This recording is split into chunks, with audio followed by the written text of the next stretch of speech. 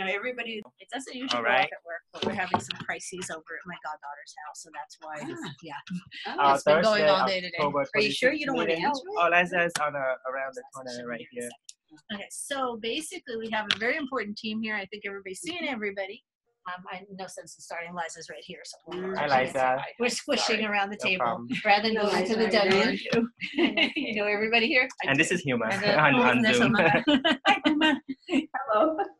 So we know, and we have some expectations here that there will be a program that will somehow decrease the time it takes our students to get through the program. Now, does that say that we're going to do accelerated? No, it does. We're not saying what it is. That's going to be really the faculty's issue.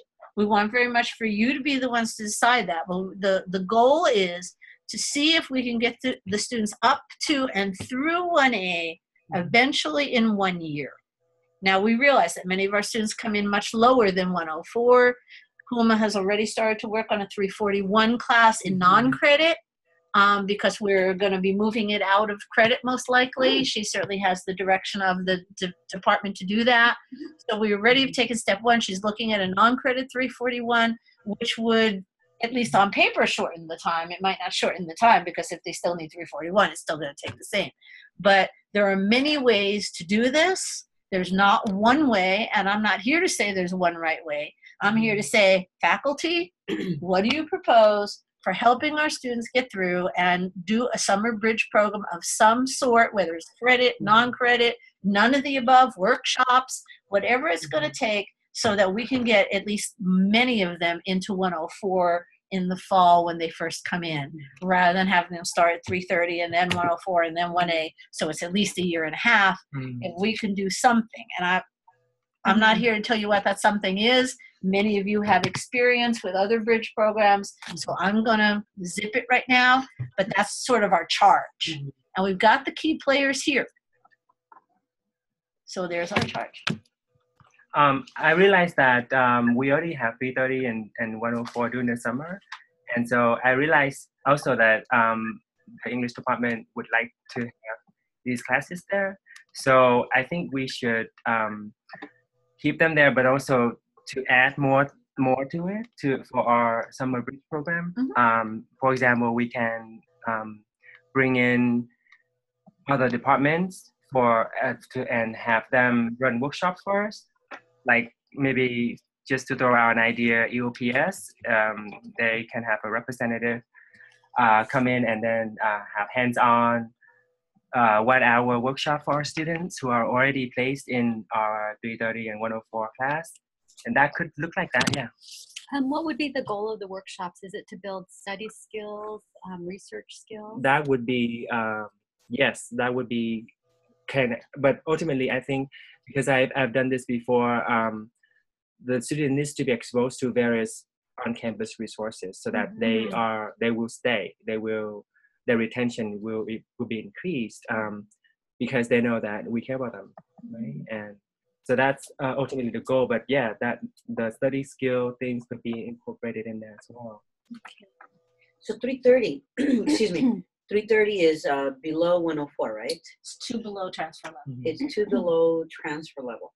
Let me ask you this: what's the success rate for those that finish, 330 and actually move on to English 1A? Great question. Quite low. Quite low. I don't have the numbers in front of me. That's part of the reason for the guided for pathways. the guided right.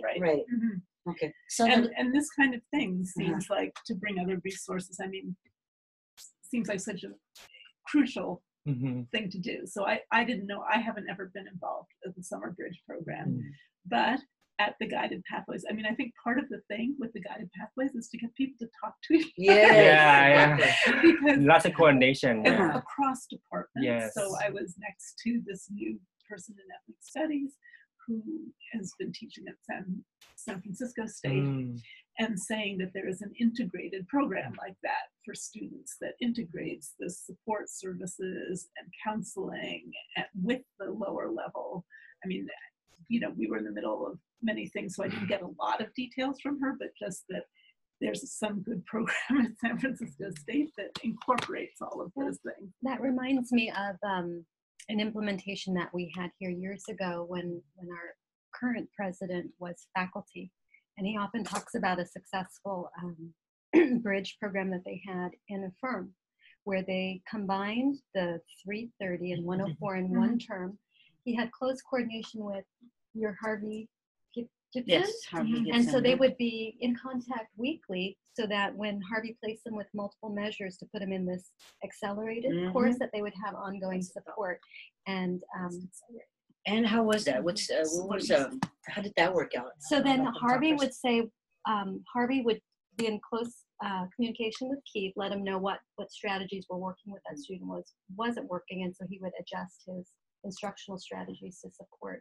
But I think for me, I think if we do develop any kind of a bridge program or accelerated program, that we can't just shorten the path for the sake of shortening the path. We have to build in that additional support, and sometimes that support is academic support. Sometimes it's student services, and I think their iteration of that model was a close coordination of both. And what it does is it breaks down the silos so that student services is working hand in hand with instruction.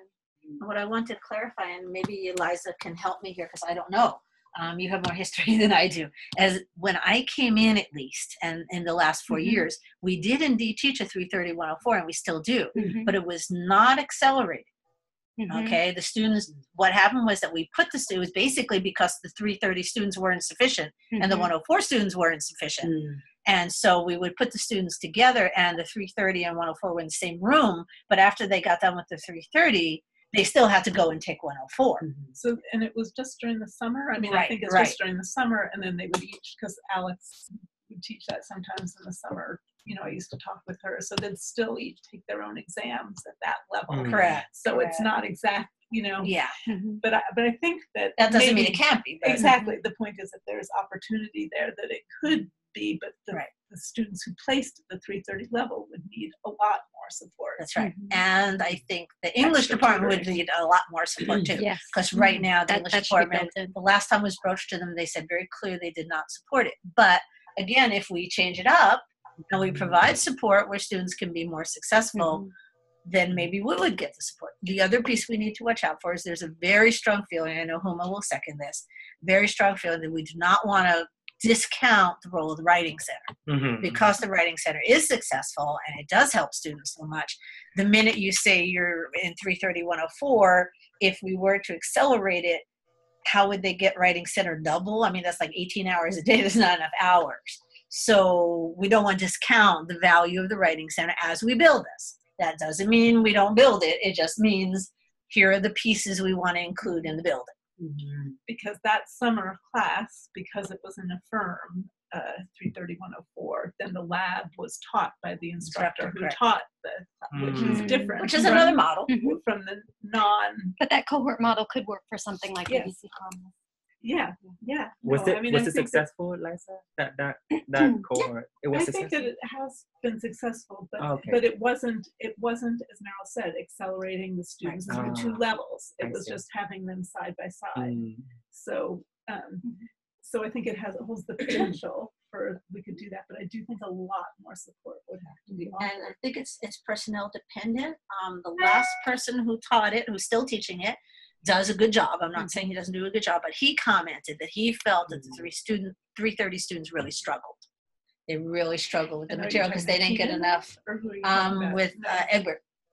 Oh, he taught in the summer. Okay. And so that's why I said it's personnel dependent. I think Keenan has a little bit more experience. I'm not saying that Egbert can't do it, but he saw at least his first semester when they put them together, he felt that they really struggled with getting through. Did he communicate with a counselor? I think that's the missing. Well, I think that's a key piece. Yeah, absolutely. And is that Harvey Gibson is a counselor, but particularly, anyway, it's academic counseling, but also financial, or what it's probation, foster youth, a lot of different equity plus. Yeah. Okay. Okay. Is the EOPS? No, that's separate. Yeah. Currently, he's working in equity plus and specializing in probation dismissal, but he's been general counsel. I think he's worked over I know 30 who years. I know who he is, but I don't know the special. So I agree wholeheartedly. The counseling is huge. I mean, that's why we're all sitting here at this table. If we wanted to keep it academic, I wouldn't have gone up to Adriana today and said, "Are you coming?" Because I know that piece is key. So expand on that a little bit. How is the counseling piece? You know.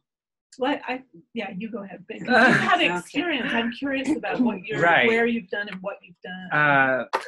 The counseling piece is I had actually 3 counselors came in throughout the whole entire bridge program, and they talked about financial aid, which the students were highly interested in.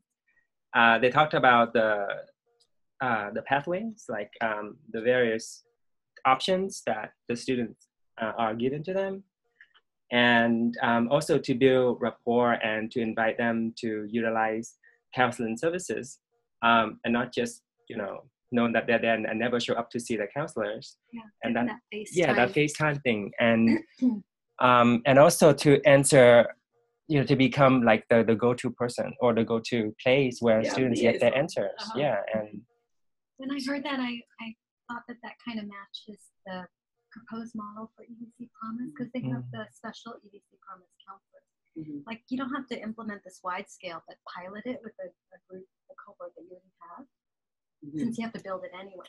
Right. Yeah. So and then other wraparound services that were mentioned, such as. Well, I think that in the summer it's nice to make it feel less like regular school hours. Okay, yes. So that it would be very true. It would be beneficial to them if we maybe provide free lunch. Is that possible? Provide free lunch? I'm not sure if that's been possible financially. Or some sort of other maybe on-campus events where students are other students that are already here. And we can involve them through students union or something. ASG. I think yours is related to a lot of these suggestions that Merrill had too, which are really good because the research does show increased student engagement on campus increases their success. Right. So that's wonderful. So it's building that community. Building the community for that class. So co-curricular activities of some sort. Not all of them have to cost money. A volleyball game can give you the same benefits as going to the Winchester House or whatever that costs $36.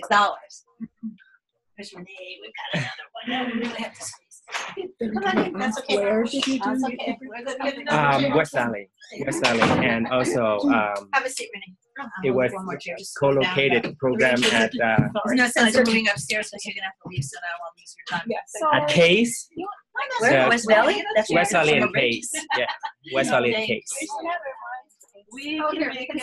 We're just cozy. It's fun. Case is Campbell Adult Community Education. So it's like it was through the South Bay Consortium for Adult Ed. Consortium for Adult Ed. So I was involved with that for about a year. And then over this past summer that I was involved in West Valley. So. And Renee, I just want to let Huma see the speakers. Renee just came in, so we've got one more person. Hello. I know Renee's really good at thinking outside the box, and so that was one of the reasons why I wanted to invite her here. Not that the rest of us aren't, but so far we've basically talked about the fact that if we have a bridge program, we need to, look at some wraparound services. That's not it just can't be just another class. It needs to be something where we include counselors, other offices on campus, co-curricular activities, and that's where we stop. So I'll just show you. So this would be like a course in the summer that would prepare them for. It's more than a course. We've touched on, we're brainstorming ideas to make it feel less like a summer course kind of thing. Right. So this would be during the summer for a whole like 6 weeks. Or so it would be plus. It would be added to a course. It wouldn't be just the extracurricular stuff. It would be curriculum plus. Right. To be part of the course. Yeah, course plus the wraparound, whatever. Also, additional resources or software programs. So, Enlace has a pretty successful summer bridge for math. And this year from BSI, they asked for ALEKS license and the other one is called My Math Lab, but it allows for bilingual instruction. in the Oh, math. That nice. was helpful. That's why they're so successful. Yeah.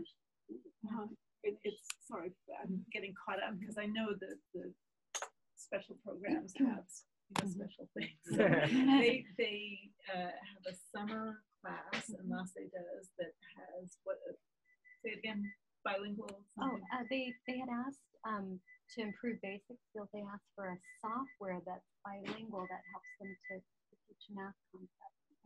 I think it's called My Math Lab. And then they also asked for the Alex software Through Pearson, as well. yes. We've got the personnel right here. We don't need the. English also It's like has an a additional component. supplement. We've got a Yeah. Vietnamese speaker. We've got plenty of Spanish speakers. So, but that wouldn't detract from doing the software as well. Yeah, because They can sometimes do it on there's their own time. different levels of proficiency, Oh, so you don't absolutely. want to spend so much time in addition if they're. Plus, they can do it on their own time. They order can, of they can't take Ben home with them. So Mm-hmm. last I heard, he wasn't for rent. You know?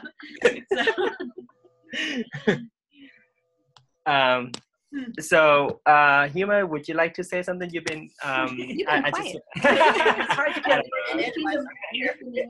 So one suggestion that I have would be maybe to also involve William Nguyen and the tutoring center, because if there are students who are struggling, we would need to send them somewhere so they could get one-on-one support, and that works well for some students.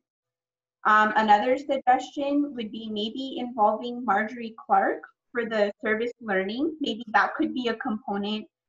If it's not just the traditional in-classroom course curriculum, maybe they could go out and they could do some service learning, and then they could come back and write about their experiences. So it could be related to their writing. So those were two items that I would add. Would these have to go through curriculum? If involving them? It depends on whether we do it as a course. If we do it for credit or non-credit, it has to go through curriculum. But if we do it as workshops, or if we do it as additions to those courses, let's say the students take 104 in the summer and we add on this stuff for 330 and we add on this stuff, there's nothing to stop us from doing that. So that may be a determinant of how we want to do it, because we know that if we do curriculum, we've got to hurry. But how would it go to curriculum, and why would it go to curriculum if we include? If there's any changes in the teaching of the Oh, course. right. No, But if we add it on, it doesn't have to go to curriculum, so that speeds it up. Right. But we still have enough time to go to curriculum if we wanted to do that. That makes sense. Also, piggybacking on Huma's suggestion, with William, we could put in embedded tutors in there. So that means there's a tutor assigned to the classroom, not just they go to the tutoring center, but tutoring comes to them. I've seen wonderful things with embedded tutoring. It really works. Right. Really or supplemental instruction, either way. But we could provide those kinds of things. And especially during summer break, I think that's been a proven concept, having embedded tutors. Yeah, especially if the people with the purse strings can do that for us, that would be appreciated. Like I teach at Jansen, I teach integrated reading and writing, and they have these whole courses that go on. They have cohorts that go on for 2 years. Wow. In some cases, and they do a lot of stuff like this. And one thing that to keep in mind with the embedded tutors is there's this one program they have where they have mentors from previous cohorts. And so if this is something that keeps going on, you could get students, you email them back, hey, you were part of our program, you graduated from our program, can you come back and help the students? And so you bring in like 5 students from the previous semester, and then they become like mentors for these students, and maybe we can get them to show them around and all that other stuff, because then they connect with the students. The students on a level that we can't. We can't, exactly, because we hold the grades. Right. I just had a meeting that I just left. We're gonna bring back Student Success Ambassador program with the training. So that would be another resource we could tap into with the mentorship. Student Success Ambassador program. Ambassador. Oh, that's cool. So you can just connect with that program. And of course, the new ABC Promise is doing a lot of these things. So we know that these are best practices that we already have. And so what we're talking about is the new word is scaling it up to students that are that aren't part of San Jose or ABC Promise, but rather to more students. And the problem, of course, is it costs money to do a lot of this stuff. And so it is hard to scale. But I think certainly we can start it and then see where we go from there. Maybe at some point these mentors come back because it did so much for them that they come back and they don't charge us money or something like that. May I ask more about the triple SP grants? Because you mentioned that earlier last week when I talked to you about it. This is through non-credit? No, there are 4 grants that we could potentially tap into. One is BSI, Basic Skills Initiative. The other is non-credit. It has to do with the non-credit grant. Then there's triple SP. Dina Ayala is in charge of that, and then student equity, and she's in charge of those 2. So we're seeing if there's any related activities that we can include in our plans. Yeah, and that was the urgency of having this meeting, because Arianna and a group of us already had a meeting planned on Monday, but we wanted to make sure that, you know, if we have some basic ideas that we want to include in this integrated plan, that we get them in right away. So it's not like, we want this, sorry, it's not in the plan. Right. Exactly. Can I just ask, what is the integrated plan? I mean, I don't know that either. I was on that institution, whatever. But what is the integrated you know, there's 2 different integrated plans. So the one on IEC is the integrated plan for the college. Yes. But the one that we're dealing with is the integrated plan for the state. So in the past, prior to the last 2 years, we had to submit a separate Basic Skills Initiative plan, a separate non-credit plan, a separate triple SP plan, and a separate student equity plan. Well, now to make the state chancellor's office easier, they've integrated the plan, and they're kind of, in some ways, they're breaking down silos at the state level, and they're encouraging the colleges to do the same, which I'm already seeing the benefits of. The fact that we're communicating today and planning instruction and student services together is a huge step. Yeah, because usually it's just the bunch of us at the table, and that's why the faculty is so important, because we need the people on the ground floor to be doing this stuff. And I can't come in and say, guess what, Liza, tomorrow you're going to start doing this. It just doesn't work that way. And they have the experiences out there in many cases as well. Yeah, many of us, I mean, have gone through summer bridges, right. So we know, you know, the importance of a summer bridge program, and have run them as well. So, you know, in terms of targeting those specialized classes that will give somebody, you know, kind of like their best foot forward as they begin their college life. Very crucial, right? yeah. So what's going to give them that extra step? And you know, those are all great ideas about the integration of what is English 330 and 104. Then there's math as well. I mean, there's some that integrate in English class, and kind of like what you were talking about, either workshops that facilitate, you know, note keeping, how do you integrate yourself into college life, you know, eating, you know, breaking bread is always so important because you build relationships that way. Activities, physical activities, I mean, without saying, and that's important as well. So, I mean, there's different models. So it's just basically, you know, what's going to work here, and what do we all want to support? I mean, and how can we make this different?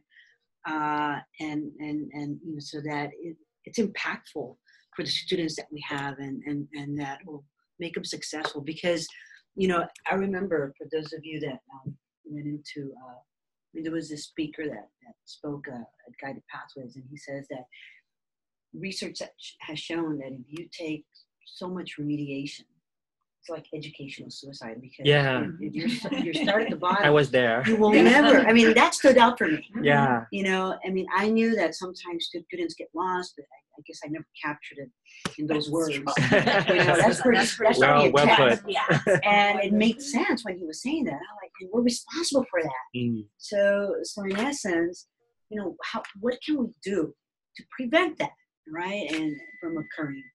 And to give the students that lift that they need to succeed. One of the things that I do in my classes is I integrate study strategies in terms of like I teach integrated reading and writing style. So even though I'm teaching writing, I'm actually teaching reading too, which helps integrated. With it blankets, you know, anytime they have to read a textbook, anytime they have to read anything that's not in my class. I mean, 80% of what they learn from college is through reading. So just me teaching them some reading skills in my English class is hopefully going to get them to get better grades in their other classes. And so finding these blanket skills that can go across, you know, like whack with, like going across curriculum in different classes, I think would be really beneficial. Like for math, like what kinds of skills or tricks for studying would be good for math, what kinds of tips and skills and tricks would be good for reading, things like if you could put them in a category. So because there's like a counseling class, right, with study strategies. Right. So it can't just be a bunch of study strategies. It's got to be, but if it could be something where they do a project that utilizes those skills, and that project would be something they work on through thing, and at the end they have something physical that this is what I made out of doing all of that. You know, like maybe having them do a group research project, not a research paper, or like throw some off, yes. Yeah, but like a research project where they, like one of the things that I teach in my class at the end of 104 and 330 is I make them do a PowerPoint of their educational plan. Wow. And they have to like figure out what job they want. Yeah, that's good. Yeah, and they. Great. Stolen. Oh, sorry, I'm going to steal your idea. Oh, that's fine. The links. But it could also be tied to service learning. It could tie it into an activity that And they the do. guided pathway. That's exactly it. So when they leave the course, not course, but if they leave the workshop, they'll have the skills, they'll have some friends, they'll know where all the services are, they'll know how to utilize them and why they're important, they'll have like a specific goal in the end.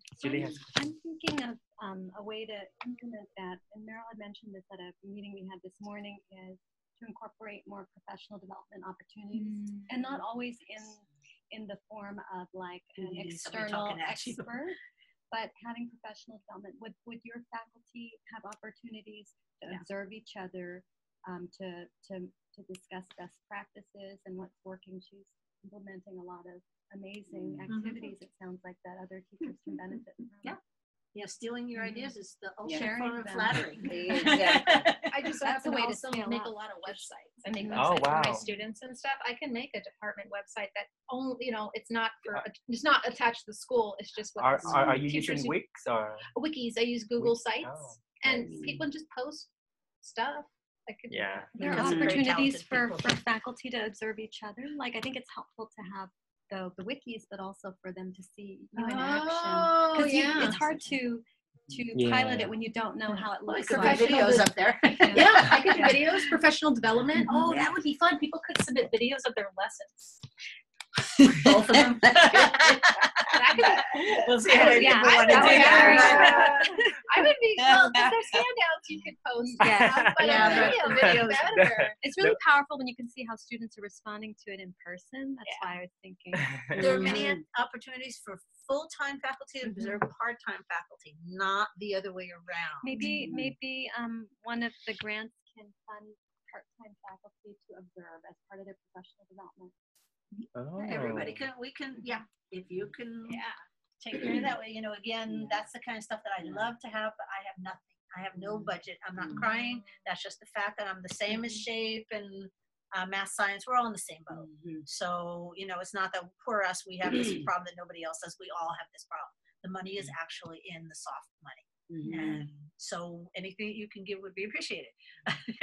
Because we did have a one of our retreats, we did indeed share best practices, but it makes more sense if you actually see it, if you're out there watching people do it. Yeah, that's good. Wow, I would love to observe the full-timers and other part-timers, because I realized that observation and doing critical reflection on whatever you observe and having that dialogue, that debriefing, it's really It's learning. research Yeah. proven to show the most results in terms of student success and engagement when It's the teacher when the effectiveness, right? teacher effectiveness, and when they get a chance to observe another Right. teacher, reflect on it. Yes, because and reading practice doesn't it in really a work. sheltered Reading environment, handbooks. a lower risk environment first. And if it's not tied to evaluation. Oh yes, Yeah. that's true too. That's So the other Merrill key, doesn't need to know that. Because all the opportunities that we have I'm so glad are to us hear that. going in. I mean, Huma and lies have been observed to death. Oh. They get two observations. That keeps them on their toes. They get like three observations every year. So it's Wow, observations. my goodness, that's many.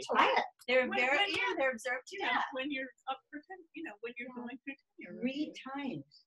3 times a year. But it's tied to evaluation, so there's always the fear factor.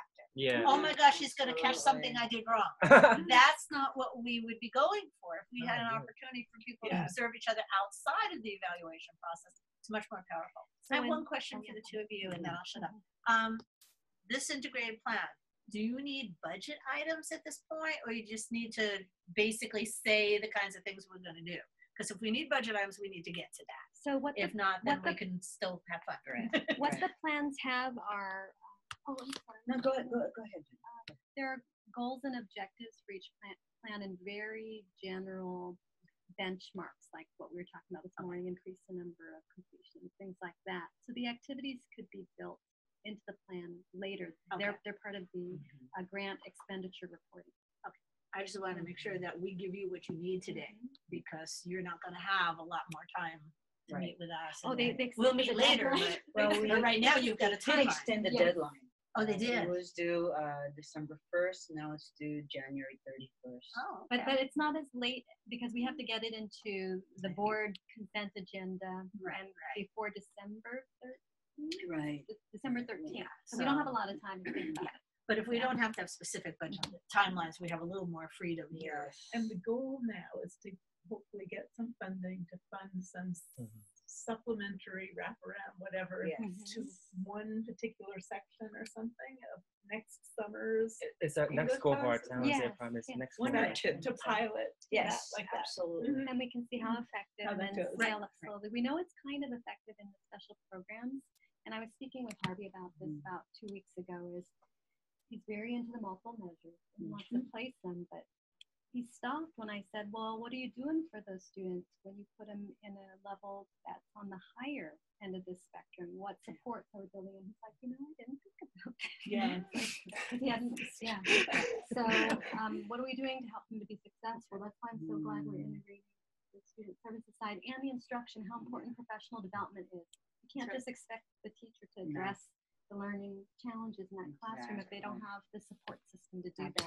That's why that pure observation One helps. idea I just thought of, we were just talking about student mentors. One thing they did at De Anza, which they don't have, like, you didn't go to their classes and observe them, but they have mentors. Like when you get hired as a part-timer, they go, okay, this person is full-timer, you get attached to Oh, I them, have that in and if you have Yeah. any questions or concerns, you talk to That's them. after But it Gavin would be also. cool if the part-timers had like maybe a mentor, and then we could go to their classes too. Yeah. And then that That's would, and every streamlined. semester you could get a different mentor. And obviously, I understand the money is tight, but it could be just maybe a suggestion, or I don't know what they would get in free lunch. But Starbucks maybe cards. once a week they could go and just, have a discussion with the full-timer about like the kinds of things they're teaching, watch them during office hours. I don't know, there's various different things. Things that I would have loved as a grad I student. would love to be attached to Huma.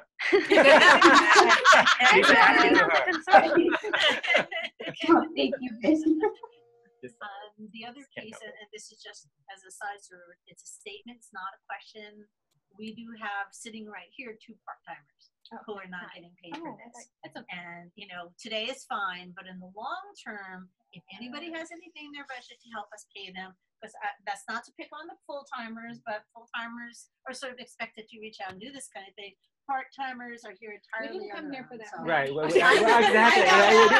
I would thank you so much. That's so nice of you. You contribute a lot, and Well, my that's hope important. is to plan the big goals, and then when we start thinking about developing the activities, how to roll that out, then we can start talking about contracts, what grants there are that would qualify, because all of our grants have specific requirements.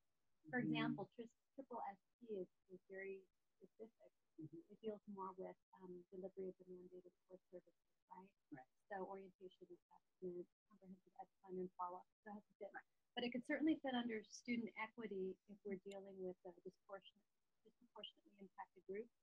For my grants, BSI, it has to be targeted at a basic skills level. And then non-credit, of course, has to be a non-credit class. If there were Bureaucratically. also the integrated reading and writing classes I teach at De Anza are linked courses, so I usually teach with another teacher. We're always teaching together. There are a lot of grants for learning and community. I get paid extra for teaching those courses, and that might be another avenue. Is if you got a team of teachers like one from math, one from English and reading or whatever, and you got them to work together, then that's a whole grant maybe that you could Wow. maybe Yeah, we've had learning That's what we communities here need. previously, Learning but when the communities. money dried up, they went away. Oh. Because we really need So that. explain that process. I mean, we can expand on it. So because I'm not a full-timer, I've never written the grants, but I do know the people that do. I could ask them. But there's a lot of money in it. It's a big, it's like the new big thing, you know, Maybe for we can team teaching. up. Yeah, so yeah, like they teach in cohorts, and so they have different levels. So the ones I normally teach in is I'm both a reading and a writing instructor, and the person I teach with is usually as well. And so we just wear different hats. You know, one of us is the reading, one of us is the writing. The course counted as 2 courses, and they met every single day, and it was the same students. Then they have bigger ones where they have like a math teacher for one class, an English teacher for the other class, and like an art teacher. And all 3 teachers talked to each other. They all had their own specific class, but they all had a theme guiding all of the classes, and all the students went to all those same classes. And so they were all together. Now there's some good part of being integrated into the college, you know, not just being like in your own group, but they do get a lot of money. They have a lot of money. So that something about the learning in communities, that, you know, I think there's a lot of grant money out there to get. So And the instructors get paid more because they're in a co-learning environment where they co-teach. and it not takes only up more that, time. but these More planning planning time. More scaffold. planning. That's what They it is. scaffold their skills Yes. and And shared sometimes they sit, assignments. did you sit in perhaps. each other's classes? Right. All the time. We Because were here always- they did also, so you knew it was It going on. accomplishes Yeah, all those goals exactly. at once. I mean, it's good for the students. Mhm. It's good for the faculty. Good for the learning from each faculty, other. absolutely. It was, I so many taught a different lot of those classes. They were so fun. And they did some really cool stuff. When you have a team of teachers, like Yeah. supporting Yeah. us. So much more And creativity. you can also keep track of students too. Like I always be like, oh, that one's coming to class and they didn't do their Yes. work. You Oh, better get nice. on them. You know? If you have a cohort, what that does is that they build skills with each other as well. And I remember one time a pair of students came into my office, and one of them said, I'm leaving at the end of the semester. And of course I was real sad, but she said, I would never have lasted here this long. She was just going Oh, back to wow. another state. She said, I would never have lasted as long if it weren't for, and she turned to another student in the cohort, because we had worked together with them and they had developed those ties to each other where they studied together and they worked together, and they wouldn't leave each other. And even there you could see that she wasn't leaving her. She was going home, which was another state, but they were going to still be in touch and work together. So, you know, there's Can a I lot to clarify be gained from something? cohorts. Part-timers, okay, Liza, thank you All so right. much. Thank you I so much, definitely want to Liza. help Okay. support. Wonderful, We'll wonderful. have great Great meetings ideas. like this. This is amazing. All the redheads together. Bye, Liza. Thank Have a you. good weekend. I wanted to clarify, so part-timers aren't allowed to write grants? Oh, you're allowed to do anything you want, but you don't get any money for it as Oh, well. I see. And you're at your limit, so I can't even pay you to do it, even if somebody had the money. I see. Next semester might be different, but you know, we can't go over 67%. Now Renee is maybe 65. We might be able to give her. I keep them busy. That's good. No, that's good. But you know, we can also give them in the future 60% or 50% or whatever that allows some room. But again, I don't have the money for it. I'm constantly begging for money. It's an unhappy situation to be in. But you guys have the purse strings, so maybe you won't make me beg too hard. But I am looking out for them because, you know, as part-timers, they have other schools that they teach at, and their time is everybody's time is precious, but particularly the part-timers, we want to protect them from deans depending on them, because we know that they're looking for a full-time job or whatever and taking advantage of their good nature. We try not to do that. Yeah, those grants require maintenance too and reporting back. So Right. whoever takes that on needs to be able to. That if they get money, then they know that that's the expectation, then they will do that. I know that when we did Todd's workshop, everybody gave some feedback about how they were going to use this, and at the end of the semester we're going to ask them how that went, because we know that the scores may not reflect a 2-hour workshop. So we're doing other ways also of collecting data from the faculty, so that way we're not stuck at the end with nothing. Oh well, we think it was fine, it worked. You know, that's not going to cut it. We know that. Yeah. So we watch pretty carefully. We value the grants. We need them here desperately, and we're not going to put you in a situation where, you know, I've got nothing. You know, we did this great thing. We think it's wonderful, but we have no idea why we think it's wonderful. We can't do that. So data-driven reporting. Absolutely. Right. Right. Absolutely. And why wouldn't we want to attract these students? We have every reason to believe that they'll be more successful than students who don't go through this. So why not? Have ourselves on that. I think that Shelley Blackman proposed a professional learning committee model with the research class for Okay. non-credit. Maybe we could start with that. Do you remember that proposal? She submitted it, I want to say last spring. It was And tied to ESL. Yes. Yeah. Yeah. So sure. I Anything mean, that could be tie in. one small pilot to see if that professional learning committee works, because you need the data to support if you're going to apply for another grant. Absolutely. Absolutely. Yeah. So you're talking about having faculty tied together in some way as they're working. Well, we haven't, I don't think she submitted it to Yeah, no, curriculum never went yet, through.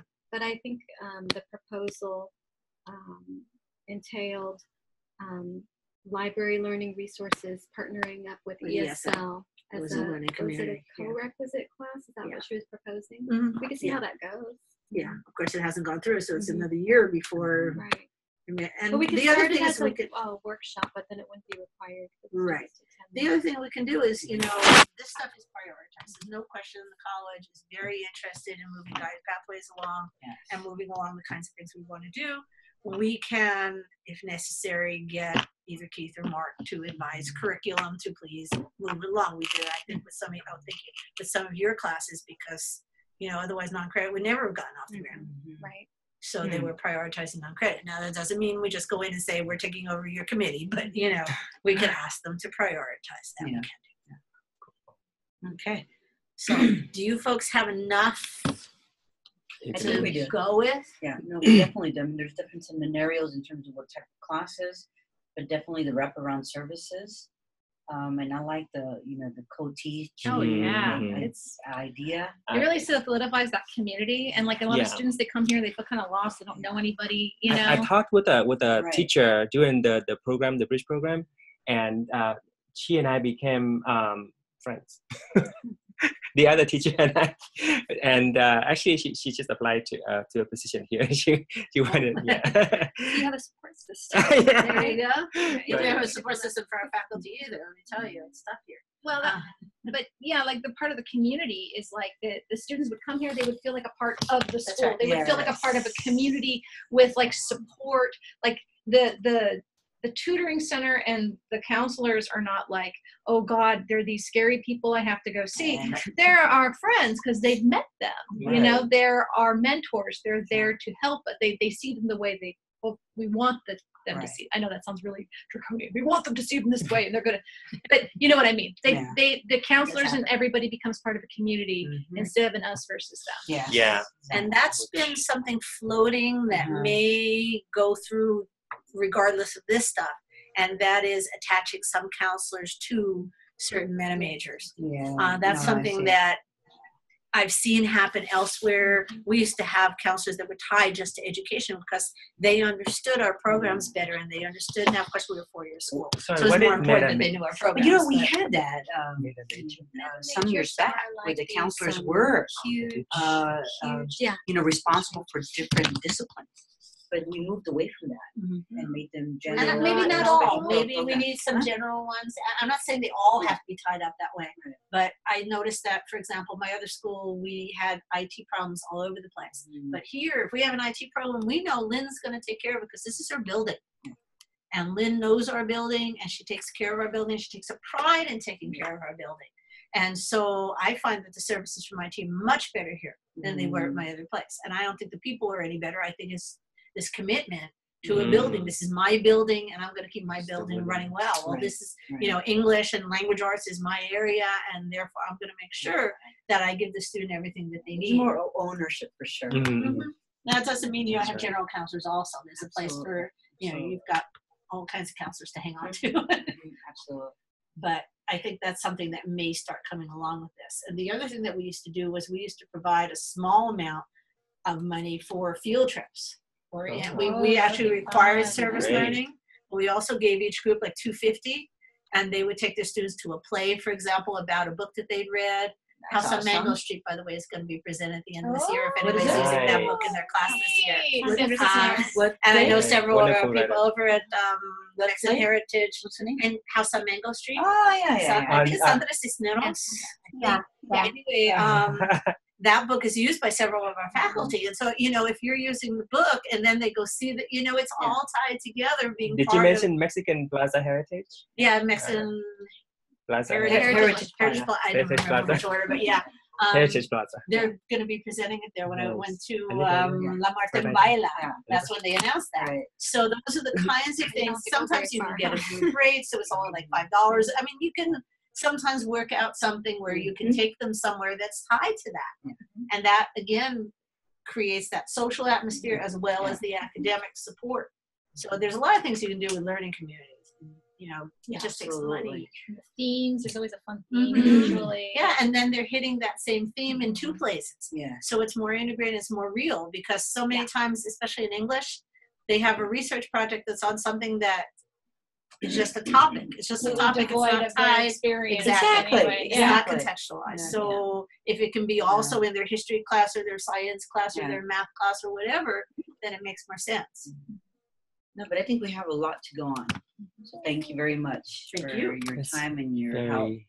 in putting this together. And obviously this is a pretty good time for people, so we might hold on to this time for the Yeah. future.